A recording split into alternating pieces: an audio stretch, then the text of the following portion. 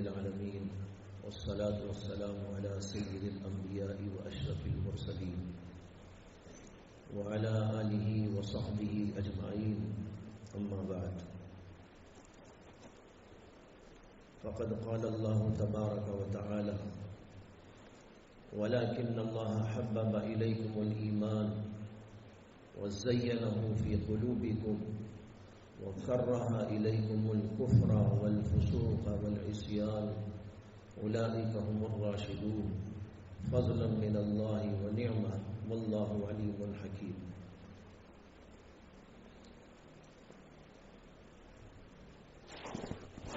جو آیت اس وقت میں نے پڑھی ہے،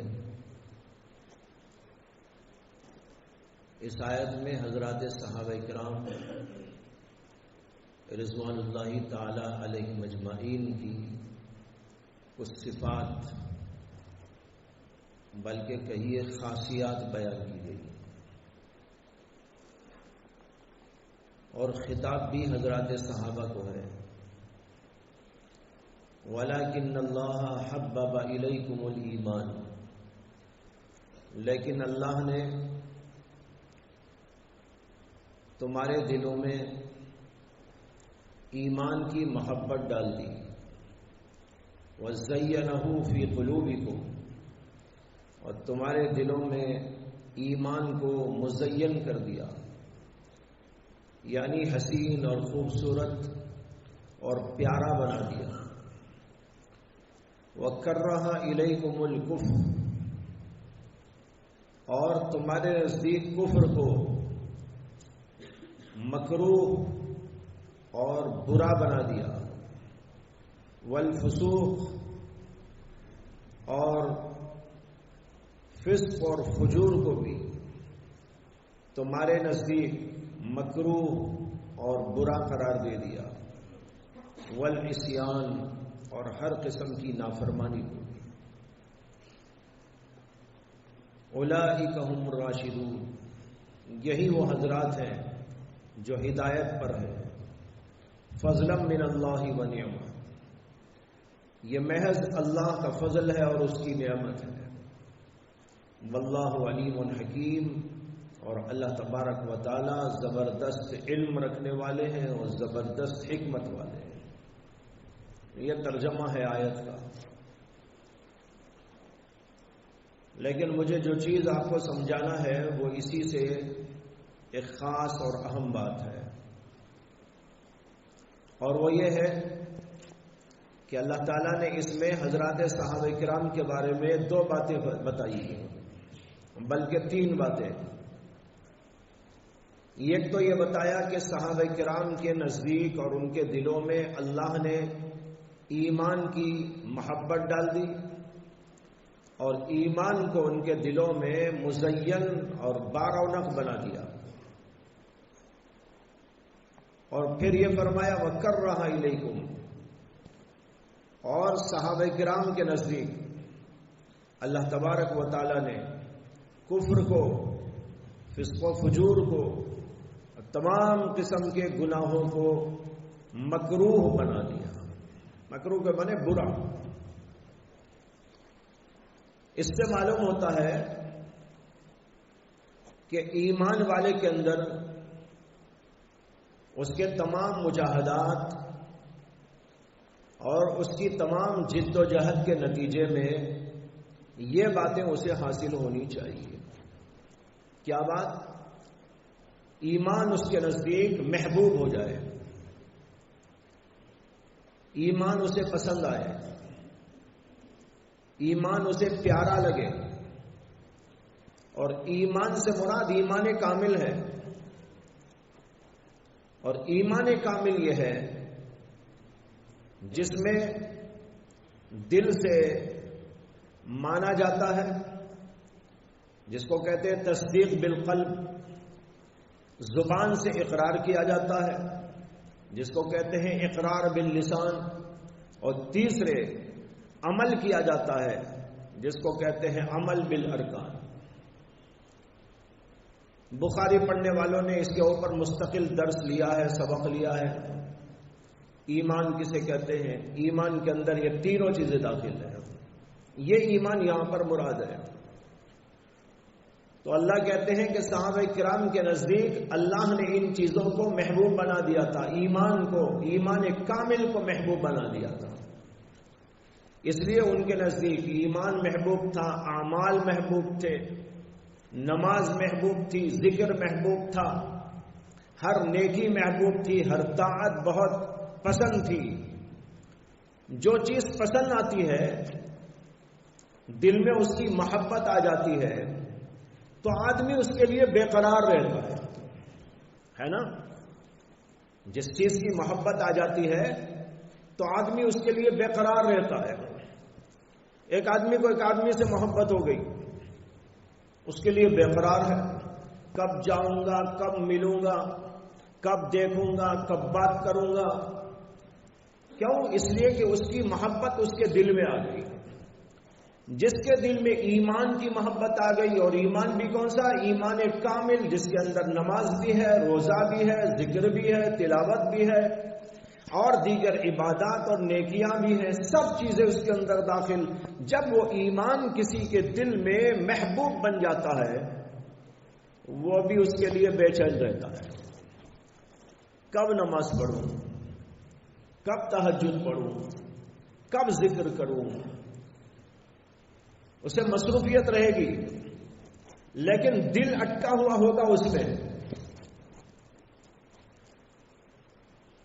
مثال کے طور پر ایک آدمی کو کسی چیز کے اندر لگا ہوا ہے، وہ کرنا ہے کام، لیکن وہ کام کرے گا، لیکن اس کا دل نماز میں اٹکا ہوا ہوگا، اس کا دل ذکر میں اٹکا ہوا ہوگا، ہر وقت اسی کی دھن میں اور فکر میں رہے گا کہ کب یہ چیزیں میرے سے جدا ہوں، اور کب میں جا کر نماز پڑھوں، کب جا کر تلاوت کروں، کب جا کر اللہ کی یاد میں بیٹھ جاؤں۔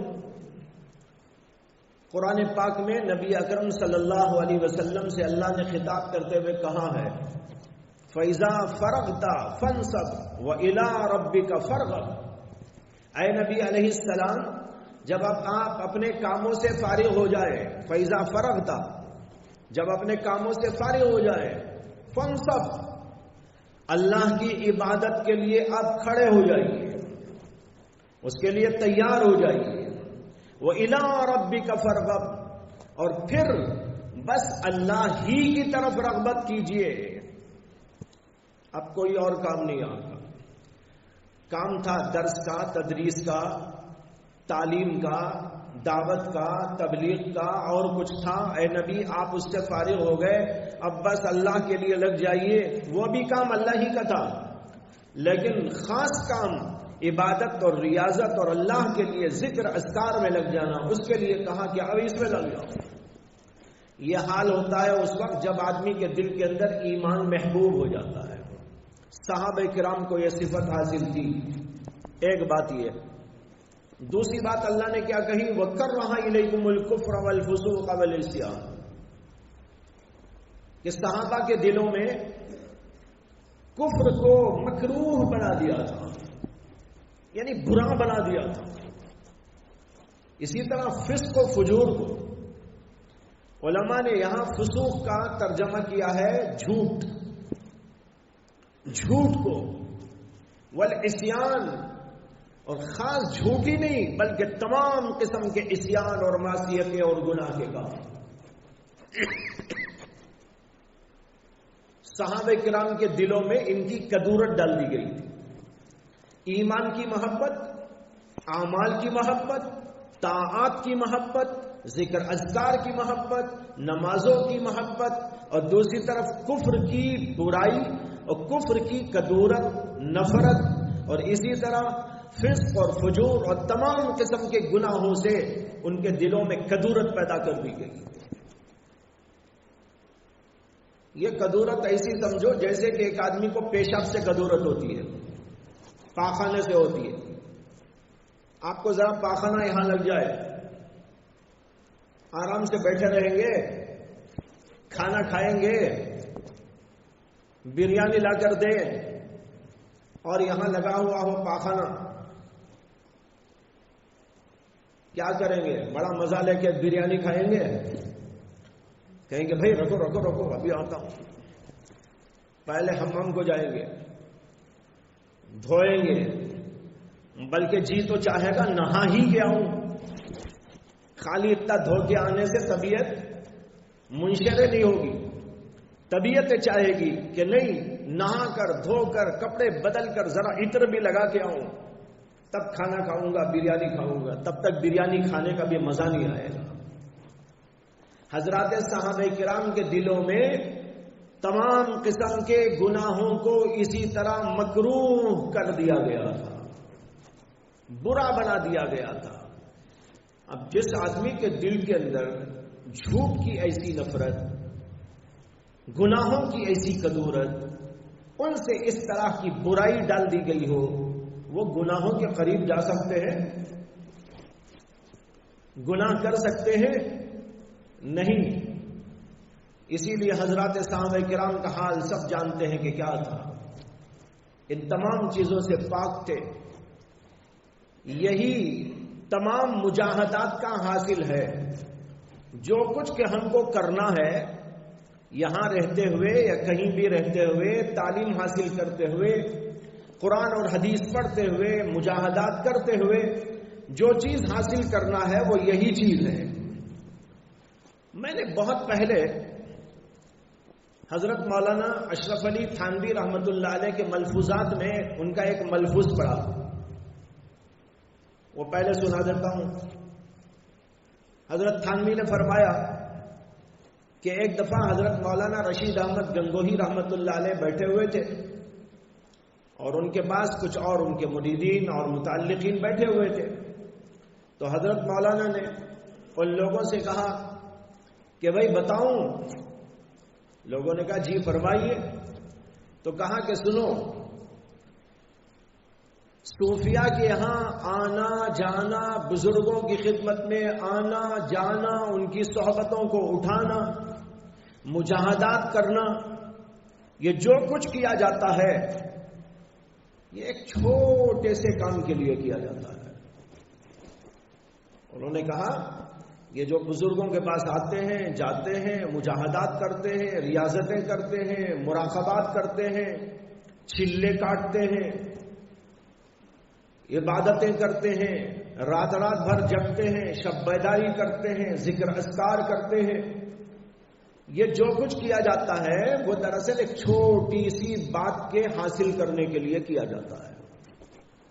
حضرت تھانوی فرماتے ہیں حضرت نے یہ فرمایا اور کسی نے حضرت سے پوچھا نہیں کہ حضرت وہ چھوٹی سی بات کیا ہے بتا دیجیے. کسی نے پوچھا ہی نہیں. نہ پوچھنے والوں نے پوچھا، نہ حضرت نے اس کے بارے میں کچھ کہا. بات ختم ہو گئی. حضرت تھانوی فرماتے ہیں کہ حضرت گنگوہی نے تو اپنی عالی ظرفی کی وجہ سے یہ بات بتائی نہیں تھی. لو بھائی میں اپنی کم ظرفی سے تم کو بتا دیتا ہوں. حضرت تھانوی کہتے ہیں حضرت نے تو اپنی عالی ظرفی کی وجہ سے بتائی نہیں تھی، میں اپنی کم ظرفی سے تم لوگوں کو بتا دیتا ہوں. پھر انہوں نے کہا کہ وہ چھوٹی سی چیز جس کی طرف انہوں نے اشارہ کیا تھا وہ یہ ہے کہ ان تمام مجاہدات اور بزرگوں کے پاس آنے و جانے کی محنتوں سے یہ چیز حاصل کرنا ہے کہ انسان کے دل میں طاعات کی محبت ایسی آ جائے جیسے کہ کھانے پینے اور لذیذ چیزوں کی محبت آ جاتی ہے، اور گناہوں کی نفرت ایسی آ جائے جیسے کہ پیشاب پاخانے سے انسان کو نفرت ہوتی ہے. یہ بہت پہلے، شاید 20 سال 25 سال پہلے میں نے یہ جو ہے حضرت کا ملفوظ پڑھا تھا. سوچتا رہتا تھا کہ اس کی دلیل کیا ہے. حضرت نے فرمایا ہم نے سن لیا ٹھیک ہے، لیکن وہ کہہ رہے ہیں کہ وہ یہ چیز ہے تمام مجاہدات کا حاصل، تمام تر جد و جہد کا حاصل وہ یہ ہے کہ اعمال اور طاعات کی محبت اور گناہوں سے نفرت اور کدورت پیدا ہو جائے. لیکن آج اتفاق سے قرآن پاک پڑھتے ہوئے یہ آیت نظر سے گزری تو فوراً میرا ذہن اس ملفوظ کی طرف گیا کہ حضرت نے جو فرمایا اس کی دلیل تو یہاں موجود ہے. اور پھر میں نے یہ بھی سوچا کہ بھائی بہت سے ایسے اسرار ہوتے ہیں، بہت سے ایسے علوم ہوتے ہیں جو بزرگوں کو پہلے معلوم ہو گئے، ہم کو آج تک نہیں معلوم ہے۔ اب یہ ملفوظ پڑھے ہوئے تو میں بول رہا ہوں نا 20-25 سال ہو گئے، تب سے بھی کبھی کبھی سوچتا تھا کہ اس کی دلیل کیا ہے، اس کی دلیل کیا ہے، کہ یہ ہے مقصد۔ آج یہ آیت پڑھتے ہوئے ذہن فوراً منتقل ہوا، اور اسی لیے میں یہی آیت آپ کے سامنے پیش کر دیا کہ ذہن میں وہی بات تھی میرے۔ تو اس آیت سے اس بات پر استدلال ہو سکتا ہے جو حضرت مولانا رشید احمد گنگوہی کی بات ہے، جس کی تشریح حضرت مولانا اشرف علی تھانوی نے فرمائی ہے کہ تمام مجاہدات کا حاصل یہ ہے کہ نیکیوں اور طاعتوں کی محبت پیدا ہو جائے، وہ ہمیں لذیذ بن جائے، کہنے کی ضرورت نہ پڑے بھائی نماز پڑھو۔ آپ کسی کو بولتے ہیں کہ کھانا کھاؤ، بھوک لگتے ہی خود بخود چلے جاتے ہیں مطبخ کی طرف، بلکہ بھوک بھی نہ لگے، وقت ہو گیا تب بھی چلے جاتے ہیں، حالانکہ پیٹ میں بھوک نہیں ہے۔ چاہے تو آدمی 2-4 گھنٹے کھائے بغیر رہ سکتا ہے، لیکن پھر بھی سوچتا ہے نہیں بھائی کھانا چھوڑ سکتے ہیں؟ نہیں چھوڑ سکتے۔ کھانا پیش آ گیا، کھانے کا وقت، تو کھانے کی طرف طبیعت لپکتی ہے۔ اسی طرح نیکی کی طرف بھی طبیعت لپکنے لگی، بولنے کی ضرورت نہ پڑے کہ نماز کو چلو، اٹھانے کی ضرورت نہ پڑے۔ مجھے یاد آ رہا ہے کہ شاید جب مدرسہ چل رہا تھا لاک ڈاؤن سے پہلے، اس وقت میں نے کہا تھا کہ آج سے اٹھانے کا سلسلہ بند۔ یاد ہے؟ پرانے طلبہ کو تو یاد ہوگا، یہ اسی لیے کہا گیا تھا اس وقت میں۔ یہ کیا ہے کہ بھائی طالب علموں کو نماز کے لیے اٹھایا جائے؟ اس کے دل میں تو نماز کی ایسی الفت، ایسی محبت ہونی چاہیے کہ خود بخود لپک لپک کے آ جائے، اذان ہونے سے پہلے ہی انتظار شروع ہو جائے، اور ناذان ہو جانے کے بعد وہ فوراً مسجد کی طرف خود ہی لپک لپک کے آ جائے۔ اسی طریقے پر ذکر میں، طاعتوں میں اور تلاوت میں اور نیکیوں کے اندر اس کا دل ایسے ہی لگے، بولے کہ نہ بولے، دل اندر سے کہنے لگے کہ مجھے تو یہ کرنا ہے، مجھے تو یہ کرنا ہے، مجھے تو یہ کرنا ہے۔ یہ مختلف قسم کی جو عبادتیں اللہ کی طرف سے ہمارے اوپر مشروع کی گئی ہیں، ان کی مثال ایسی ہے جیسے کہ انواع و اقسام کے کھانے ہوتے ہیں، دسترخوان پر انواع و اقسام کے کھانے ہوتے ہیں، بریانی بھی ہے، میٹھا بھی ہے، کھٹا بھی ہے، کھارا بھی ہے، جامن بھی ہے، میٹھے بھی 2-3 قسم کے ہیں، سادہ کھانا بھی ہے، خشکا بھی ہے نا، کئی قسم کے، اس میں سے بھی کھاتا ہے، اس میں سے بھی کھاتا ہے، جی اندر سے کہتا ہے کہ بھائی وہ بھی کھاؤ، یہ بھی کھاؤ، یہ بھی کھاؤ، وہ بھی کھاؤ۔ اسی طریقے پر دینی اعتبار سے ایمان اگر محبوب ہو جاتا ہے اور ایمان کے ساتھ اس کے لوازمات یعنی طاعات اور نیکیاں اس کے دل کے اندر محبوب بن جاتی ہیں، تو اس کا بھی وہی حال ہوتا ہے کہ بھائی تھوڑا ذکر بھی کر لوں، تھوڑی سی تلاوت بھی کر لوں، تھوڑی سی تہجد بھی پڑھ لوں، 2 رکعت وہ بھی پڑھ لوں، 2 رکعت وہ بھی پڑھ لوں۔ یہ انسان کے دل کے اندر پیدا ہو جاتی ہے بات جب اس کے دل کے اندر ایمان محبوب ہو جاتا ہے، اعمال و طاعات محبوب ہو جاتی ہے۔ اور دوسری طرف یہ نتیجہ ہوتا ہے کہ گناہ کی طرف میلان تو کیا ہوتا، بلکہ اس سے نفرت آ جاتی ہے۔ میں کسی غلط جگہ دیکھوں اسے ایسی نفرت آئے گی جیسے کہ پیشاب، جیسے کہ پاخانہ۔ اب کسی بھی انسان کی طبیعت پیشاب پاخانے کو دیکھنے کی طرف بھی نہیں ہوتی ہے، ذرا دیکھ لو کیسا ہے، رنگ کیسا ہے، دیکھتا ہے کوئی؟ اگر سامنے آ بھی جائے تو آنکھیں پھرا لیتا ہے نا۔ نفرت اتنی ہوتی ہے پیشاب سے، پاخانے سے اور گندگیوں سے، نجاستوں سے کہ انسان دیکھنا تک گوارا نہیں کرتا، لگا لینا، چھو لینا تو کیا بات ہے۔ اسی طرح کی نفرت کرہ الیکم الکفر والفسوق والعصیان، یہ نفرت دل کے اندر پیدا ہو جائے، گناہوں سے انسان بھاگے، کدورت آ جائے، نفرت آ جائے۔ ایک بزرگ کا قصہ یاد آ گیا۔ ایک بزرگ تھے، ان کا نام تاریخ میں مشکی پیر بتایا گیا ہے۔ مشک معلوم ہے عطر ہوتا ہے، سب سے اعلیٰ درجے کا عطر شمار ہوتا ہے مشک، جو ہرن کے نافے سے نکلتا ہے۔ ان کا نام تھا مشکی پیر، یعنی مشک والے پیر۔ ان کو مشک والے پیر اس لیے کہتے تھے کہ ان کے پاس ہمیشہ اعلیٰ درجے کے مشک اور عطر کی خوشبو نکلتی تھی، تو اس لیے ان کا نام ہی پڑ گیا تھا مشکی پیر۔ ایک زمانے میں کسی نے ان سے پوچھا کہ حضرت یہ جو عطر آپ لگاتے ہیں بڑا لاجواب عطر ہے، بے نظیر ہے، میں ایسا حاصل کرنے کے لیے بہت جگہ تلاش کر کے آ گیا، مختلف دکانوں میں جا کے آ گیا، لیکن مجھے کہیں بھی ایسا عطر دریافت نہیں ہوا، نہیں ملا۔ میں یہ پوچھنا چاہتا ہوں ذرا اس کا نام بتا دیجیے، کون سا عطر آپ لگاتے ہیں؟ انہوں نے کہا عطر میں تو لگاتا ہی نہیں۔ انہوں نے کہا کہ میں تو لگاتا ہی نہیں، کوئی عطر بھی لگاتا نہیں۔ تو اسے اور بھی تعجب ہوا۔ انہوں نے کہا ساری دنیا تو آپ کا نام رکھ دی ہے مشکی پیر، اور آپ کہہ رہے ہیں عطر ہی نہیں لگاتا، آپ سے تو خوشبو پھوٹ پھوٹ کے نکلتی رہتی۔ انہوں نے کہا یہ میں کوئی عطر لگاتا نہیں ہوں، بلکہ اصل بات یہ ہے کہ یہ میرے جسم سے قدرتی طور پر خود ہی نکلتی ہے۔ اسے اور بھی تعجب ہوا کہ بھئی یہ کیسا؟ تو انہوں نے پوچھا کہ یہ کیسا ہوا؟ تو انہوں نے اپنا ایک قصہ بیان کیا۔ انہوں نے کہا جب میں جوان تھا، جوانی کے عالم میں ہٹا کٹا گورا چٹا تمام جوانی کی صفات سے جو ہے آراستہ پیراستہ چلا جا رہا تھا۔ راستے میں ایک جگہ پر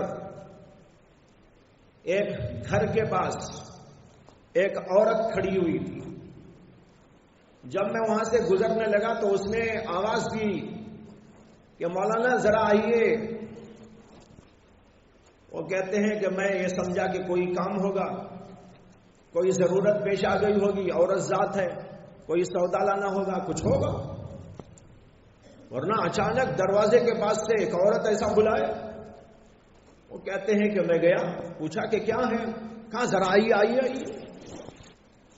وہ اندر گئے، اندر جاتے ہی اس نے اندر سے دروازہ بند کر دیا۔ دروازہ بند کرنے کے بعد غلط خواہش کا اظہار کیا، غلط خواہش کا اظہار کیا۔ انہوں نے کہا اللہ سے ڈرو، اللہ ہر جگہ حاضر ہے، ناظر ہے، دیکھ رہا ہے۔ اگر ہم کوئی برا کام کریں گے اللہ کی نظر میں آ جائیں گے، میں تو ایسا کر نہیں سکتا۔ تو وہ عورت ان کو دھمکی دینے لگی۔ دھمکی یہ دی کہ اگر تم نے میری بات نہیں مانی تو میں دروازہ کھول کر باہر لوگوں سے کہوں گی کہ تم میرے گھر میں چڑھ کے آ کے میرے سے برائی کرنا چاہتے ہیں، یا تو میری مان لو عزت اگر چاہتے ہو، اگر میری نہیں مانتے تو بے عزت کر دوں گی۔ اللہ اکبر۔ نوجوان بچے بہت سے بیٹھے ہوئے ہیں، سن لو کتنا عجیب واقعہ ہے۔ اس کی مانتے ہیں تو خدا ناراض، اگر اس کی نہیں مانتے تو وہ دھمکی دیتی ہے کہ میں باہر لوگوں سے کہوں گی کہ تم نے میرے سے غلط کام کیا۔ اب اگر سوچیے آپ کہ عورت دروازہ کھول کر لوگوں کو بلا کے کہے کہ دیکھو یہ میرے گھر میں آئے میرے سے برائی کرنے کے لیے یا برائی میرے سے کی، ساری دنیا کیا سمجھے گی؟ ہے عورت بول رہی ہے صحیح ہوگا، کیا ضرورت تھی بھائی مولانا کو اندر جانے کی؟ باہر ہوتے تو بھی ایک بات تھی، وہ تو گھر کے اندر ہے۔ اب ساری دنیا یہی کہتی سوائے علام الغیوب کے، یہی کہتی کہ ہاں یہ کیوں گئے، ہے کوئی برائی ان کے اندر، بڑے خبیث ہیں، بڑے شیطان ہیں، ایسے ہیں ویسے ہیں، پٹائی بھی ہو جاتی یا اور کچھ ہو سکتا تھا۔ کہتے ہیں کہ اب میں عجیب و غریب قسم کے شکنجے پہ پھنسا ہوا تھا، نہ اس کی مان سکتا تھا اس لیے کہ اللہ ناراض ہوتا ہے، اور نہ انکار بن پڑ رہا تھا کہ میری رسوائی دنیا میں ہو جائے گی۔ کہتے ہیں کہ سوچتے ہوئے اندر اندر سے اللہ سے دعائیں کرنے لگا کہ اے میرے اللہ تو ہی مجھ کو بچانے والا ہے، مجھ کو بچا لے، میں تجھے ناراض کرنا نہیں چاہتا، میں تیری نافرمانی کرنا نہیں چاہتا۔ اب دیکھو کتنا عجیب موقع ہے، آدمی بچ رہا ہے اللہ کے ڈر سے، اللہ کے خوف سے، اس کے لیے سارے راستے وہاں ہیں، کوئی دیکھنے والا نہیں ہے، برائی کی دعوت خود عورت کی طرف سے دی جا رہی ہے، زنا کی دعوت دی جا رہی ہے، دروازہ بند ہے، کوئی دیکھنے والا نہیں ہے، دیکھنے والا ہے تو صرف ایک اللہ دیکھنے والا ہے۔ ڈر رہے ہیں، گھبرا رہے ہیں، اللہ سے التجائیں کر رہے ہیں، دل میں کھٹ سے ایک بات اللہ نے دل میں ڈال دی، جو اللہ سے مانگتا ہے اللہ اسے ضرور دیتا ہے۔ وَالَّذِينَ جَاهَدُوا فِينَا لَنَهْدِيَنَّهُمْ سُبُلَنَا۔ اللہ کو رحم آیا، اللہ نے ان کے دل میں الہام سے ایک بات ڈال دی۔ انہوں نے اس عورت سے کہا کہ ٹھیک ہے آپ جو بول رہی ہیں غور کر لیں گے، لیکن مجھے تو ابھی استنجا جانا ہے، ذرا منہ ہاتھ دھونا ہے، پتہ نہیں کہاں سے کہاں چل کے آیا ہوں، ابھی تو مجھے استنجا خانہ جانا ہے، حمام جانا ہے۔ اس نے کہا ٹھیک ہے آؤ دکھاتی ہوں، حمام میں لے کر چلی گئی، بیت الخلا دکھا دیا، یہ بیت الخلا ہے، یہ حمام ہے، اور بیت الخلا میں چلے گئے۔ وہ عورت یہ سمجھی کہ یہ آدمی میری بات اب ماننے پہ آ گیا ہے، میرا جو ارادہ ہے، میری جو خواہش ہے یہ پوری کرنے کی تیاری کر رہا ہے، اس لیے حمام چلا گیا ہے۔ یہ اس انتظار میں آ کے بیٹھ گئی، اور وہ بزرگ کوئی جوان بوڑھا ہی ہونا ضروری نہیں بھائی، ہمارے ذہنوں میں یہ ہے بزرگ بولے تو بوڑھا آدمی ہو جائے، کیا ہونا چاہیے؟ 100 سال کا بوڑھا، کوئی ضروری نہیں، جوان بھی بزرگ ہوتا ہے، اللہ والا ہوتا ہے۔ یہ دیکھو جوانی کا زمانہ، جوانی کا واقعہ بیان کر رہا ہوں۔ کہتے ہیں کہ اندر گئے، اللہ نے بات یہ دل میں ڈالی تھی کہ جتنی غلاظت وہاں پر ہے وہ سب اٹھا کے اپنے اوپر لگا لو، مل لو۔ گئے، ساری غلاظت اٹھا کے سر پہ تھوپ لی، منہ پہ تھوپ لیا، بدبو آ رہی ہے، اٹکائی آ رہی ہے، لیکن اللہ کے لیے، کس کے لیے؟ اللہ کے لیے، گناہ سے بچنے کی خاطر، اللہ کو راضی کرنے کے واسطے سب جگہ پر مل لیا، یہاں سے وہاں تک پورے کپڑے، پورا جسم ملوث کرنے کے بعد باہر نکلے۔ وہ انتظار میں ہے کہ سنور کے آئے گا آدمی، وہ تو انتظار میں بیٹھی ہے کہ اندر سے سنور کے آئے گا۔ اب یہاں جو سنور کے آئے تو دیکھا کہ عجیب و غریب کیفیت ہے، اس نے دیکھتے ہی سمجھا کہ اس کا دماغ خراب ہے، اس سے کہ دماغ جس کا خراب ہوتا ہے نا وہی حرکت کرتا ہے کہ پاخانہ اٹھا کے اپنے اوپر لگا لے۔ وہ اللہ کے لیے حرکت کر کے آئے، وہ عورت دیکھتے ہی کہنے لگے ارے پاگل کہاں سے آ گیا، پاگل کہاں سے آ گیا، پاگل کوئی، اسے ڈر بھی ہو گیا، پاگل یہ کرنے والا پتہ نہیں مجھے کیا کر دے۔ فوراً دروازہ کھول دیا اور کہا چل بھاگ بھاگ بھاگ۔ انہوں نے اللہ کا شکر کیا، اے اللہ تیرا شکر ہے کہ کیسا تو نے مجھ کو بچا دیا۔ اللہ، اب وہ گھر میں رہ گئی، یہ باہر نکل گئے اور دیکھا لوگ دیکھ رہے ان کو، ارے کون آدمی ہے بھائی، پاخانہ لگا لیا ہے، کپڑے ایسے جسم پر مل لیا ہے، دیوانہ معلوم ہوتا ہے. کچھ لوگ دیکھ کے ہنسنے لگے، کچھ لوگوں نے جو ہے تانے کسے، کسی نے کچھ برا بھلا کہا، لیکن وہ کسی کی پرواہ کیے بغیر بس چلتے رہے اور اپنے گھر پہنچ گئے. گھر پہنچنے کے بعد جا کر غسل کیا، نہایا دھویا. اس کے بعد جب باہر نکل کے آئے تو ان کے جسم سے خوشبو پھوٹنے لگی، جو پھوٹی تو کبھی ختم نہ ہوئی. انہوں نے کہا یہ ہے میرا واقعہ جس سے کہ میرے بدن میں اللہ نے قدرتی خوشبو پیدا کر دی. اللہ کے لیے جو پاخانہ لیپ لے، اللہ اسی پاخانے سے ان کے جسم کے اندر خوشبو پیدا کر دے. جو اللہ کو ناراض کرنے کے لیے اپنے جسم کے اوپر عطر مر لے، ہو سکتا ہے کہ اللہ اس کے جسم سے بدبو پیدا کر لے. اللہ ہمیں معاف فرمائے، اللہ ہم سب کی حفاظت فرمائے. وہ بڑی طاقتوں والا ہے، وہ بڑی جلالتوں والا ہے، وہ بڑی عظمتوں والا ہے. وہ جو چاہے کر سکتا ہے، کون اس کو روکنے والا ہے؟ اس لیے اللہ سے ڈرنا ہے، گھبرانا ہے. اس لیے میں کہہ رہا تھا کہ یہ اندر آنا ہے گناہوں کی نفرت. دیکھو ان بزرگ کو گناہ سے اتنی نفرت تھی کہ پاخانے سے اتنی نفرت نہیں تھی. پاخانہ مل لیا لیکن گناہ کرنے تیار نہیں ہوئے. کیسی نفرت؟ یہی نفرت مطلوب ہے. ایسے ہمارے دل کے اندر بات پیدا ہو جائے، اس کے لیے ہمیں تیاری کرنا ہے، مجاہدہ کرنا ہے اور دلوں کو ایسا بنانے کی کوشش کرنا ہے. جو اللہ کو نامنظور وہ تو پاخانے سے بدتر ہے، جو اللہ کو منظور، جو اللہ کو محبوب، وہی مجھے بھی محبوب ہے. یہ ہمارا مزاج ہونا چاہیے. اللہ تعالیٰ مجھے بھی آپ کو توفیق عطا فرمائے.